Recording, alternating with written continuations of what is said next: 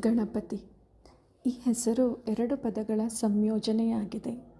ಗಣ ಅಂದರೆ ಒಂದು ಗುಂಪು, ಪಡೆ ಅಥವಾ ಜೀವಿಗಳ ವರ್ಗ, ಮತ್ತು ಪತಿ ಅಂದರೆ ನಾಯಕ, ಅಧಿಪತಿ ಅಥವಾ ಯಜಮಾನ. ಆದ್ದರಿಂದ ಗಣಪತಿ ಎಂದರೆ ಗಣಗಳ ಅಧಿಪತಿ ಎಂದರ್ಥ. ತನ್ನ ತಲೆಯನ್ನು ಬದಲಾಯಿಸಿದ ಪ್ರಸಿದ್ಧ ಕಥೆಯ ನಂತರ ಗಣೇಶನು ಈ ಆಕಾಶ ಸಮೂಹಗಳ ಸರ್ವೋಚ್ಚ ನಾಯಕನಾಗಿರುತ್ತಾನೆ ಮತ್ತು ಯಾವುದೇ ಹೊಸ ಪ್ರಯತ್ನಕ್ಕೂ ಮೊದಲು ಅವನನ್ನು ಮೊದಲು ಪೂಜಿಸಬೇಕು ಎಂದು ಶಿವನು ಘೋಷಿಸುತ್ತಾನೆ. ಗಣಪತಿ. ಈ ಹೆಸರು ಎರಡು ಪದಗಳ ಸಂಯೋಜನೆಯಾಗಿದೆ.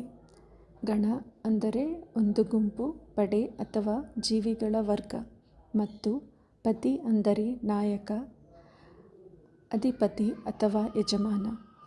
ಆದ್ದರಿಂದ ಗಣಪತಿ ಎಂದರೆ ಗಣಗಳ ಅಧಿಪತಿ ಎಂದರ್ಥ. ತನ್ನ ತಲೆಯನ್ನು ಬದಲಾಯಿಸಿದ ಪ್ರಸಿದ್ಧ ಕಥೆಯ ನಂತರ ಗಣೇಶನು ಈ ಆಕಾಶ ಸಮೂಹಗಳ ಸರ್ವೋಚ್ಚ ನಾಯಕನಾಗಿರುತ್ತಾನೆ ಮತ್ತು ಯಾವುದೇ ಹೊಸ ಪ್ರಯತ್ನಕ್ಕೂ ಮೊದಲು ಅವನನ್ನು ಮೊದಲು ಪೂಜಿಸಬೇಕು ಎಂದು ಶಿವನು ಘೋಷಿಸುತ್ತಾನೆ. ಗಣಪತಿ. ಈ ಹೆಸರು ಎರಡು ಪದಗಳ ಸಂಯೋಜನೆಯಾಗಿದೆ. ಗಣ ಅಂದರೆ ಒಂದು ಗುಂಪು, ಪಡೆ ಅಥವಾ ಜೀವಿಗಳ ವರ್ಗ, ಮತ್ತು ಪತಿ ಅಂದರೆ ನಾಯಕ, ಅಧಿಪತಿ ಅಥವಾ ಯಜಮಾನ.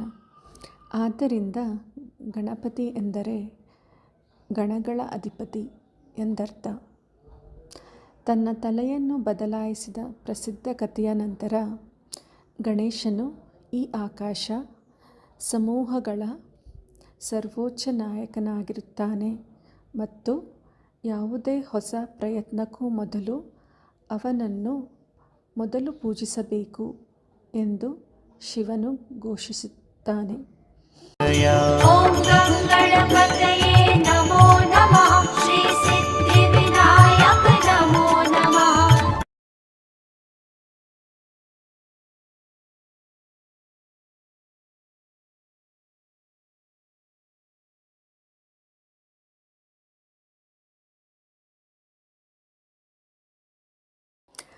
ಗಣಪತಿ.